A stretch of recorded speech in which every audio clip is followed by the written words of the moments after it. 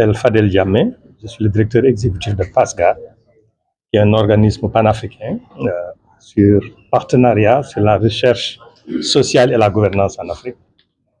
Nous sommes basés au Kenya, mais nous opérons sur tout le continent.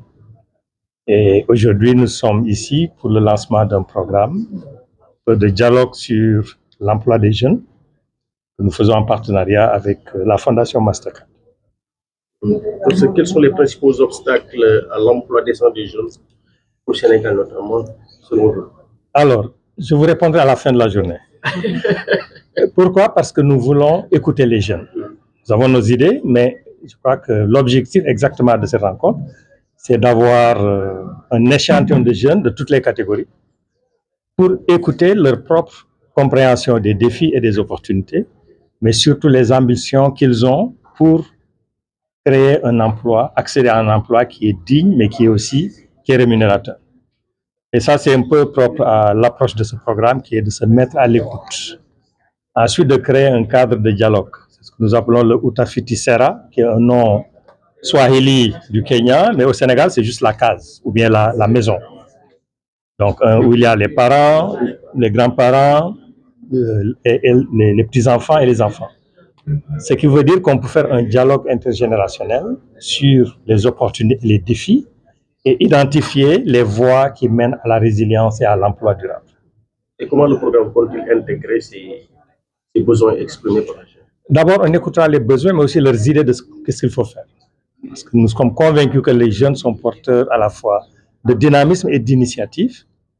Une fois que nous aurons compris ça, les conditions pour qu'ils puissent réaliser leur ambition peuvent être discutées, encore une fois, dans la maison, avec le gouvernement et le secteur privé. Je vais vous donner un exemple. Moi, je suis spécialiste de l'agriculture.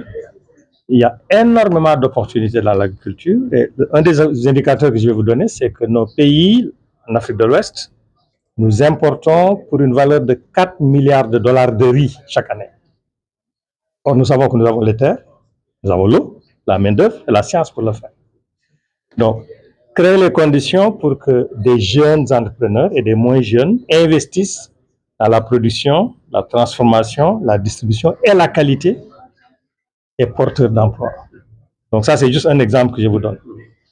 Et donc c'est autour de la discussion et en tenant compte un peu des points de vue des uns et des autres que nous allons identifier ce qu'on appelle ces chemins critiques. Je sais qu'il y a des programmes au Sénégal qui font ce genre de travail. J'en connais en particulier le programme sur les territoires résilients. C'est le même concept. C'est que les gens d'une communauté se mettent ensemble, partagent leur expérience, identifient les opportunités et se mobilisent pour entreprendre. En fait, c'est cela que nous sommes en train de faciliter à travers ce programme dans une dizaine de pays de l'Afrique. Qu'est-ce que vous attendez? Et maintenant, quelle stratégie est prévue pour éviter une duplication de ce programme par rapport au programme Khayundaouni, RFG? Ça, c'est une très bonne question. Je pense que c'est pourquoi c'est à nous de nous mettre à l'écoute du programme Khayundaouni. S'ils font déjà des choses, on renforce ça. Il ne faut pas réinventer la rue, comme on dit. Hein. Et c'est pourquoi on se met à l'écoute de tout le monde. Les initiatives gouvernementales, les initiatives du secteur privé, mais aussi des organisations non gouvernementales. Et si vous regardez la liste des invités, nous avons un peu tous les segments de la société qui s'intéressent et s'activent là-dedans. Le maître mot, c'est vraiment mettre en synergie, collaborer pour avoir un impact que les jeunes vont ressentir. Mais le moteur, c'est que ce sont les jeunes eux-mêmes qui doivent se mobiliser et entreprendre. Et une dernière question pour moi, c'est qu'est-ce qui est attendu du secteur privé notamment? Le secteur privé d'abord est un élément moteur. Hein. En fait, c'est le secteur privé qui crée de l'emploi. Donc, dans tout le monde, hein, ce n'est pas uniquement au Sénégal. Donc, le secteur privé déjà est en train de mener beaucoup d'efforts un peu pour créer un peu les cadres pour valoriser les ressources nationales. Donc, je vous ai parlé de l'agriculture, c'est vrai aussi dans l'énergie et dans d'autres secteurs. Je pense que pour le secteur privé aussi de se mettre à l'écoute, de voir quelles sont les aspirations, mais aussi d'identifier des créneaux prioritaires sur lesquels des investissements sont posés. Je vais vous donner juste un exemple. Notre siège est basé au Kenya. Le Kenya est connu pour une culture digitale qui est extraordinaire. Ça veut dire que le fait de pouvoir digitaliser le système économique permet de savoir qui a besoin de quoi. Je donne souvent l'exemple de Uber. Uber, je ne sais pas quel est l'équivalent ici. le transport, là, les gens où tu appelles au téléphone, ils viennent te chercher. De Yango. Regarde le concept. Yassir. Mais ces gens n'ont pas de voiture. Ils n'ont pas de chauffeur. Mais ils ont créé un modèle d'affaires qui permet de mettre en relation la demande de transport et l'offre de transport. Et de le faire d'une manière qui te donne l'incitation en tant que propriétaire d'une voiture, d'utiliser la voiture pour rendre un service et de gagner de l'argent. Je pense que le secteur privé sait faire ce genre de choses. Ils peuvent voir la valeur. Il faut voir la valeur avant de la créer. Et maintenant, avoir les données, c'est pourquoi l'aspect recherche est important, parce que il faut faire des investigations pour savoir qui est qui a besoin de quoi, qu'est-ce qui marche et qu'est-ce qui ne marche pas. De cette manière, les gens peuvent s'engager en bonne connaissance de cause. Quand on parle des données probantes, ce n'est pas uniquement sur la base de l'émotion ou des intuitions, etc. C'est le verdict des faits.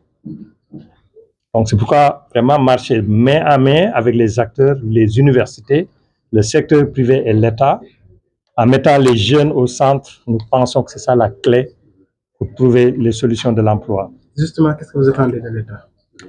D'abord, l'État est le premier responsable, en fait. Nous attendons de l'État qu'il explique sa vision, parce que l'État a la responsabilité de conduire les affaires publiques, de nous dire quelles sont les priorités.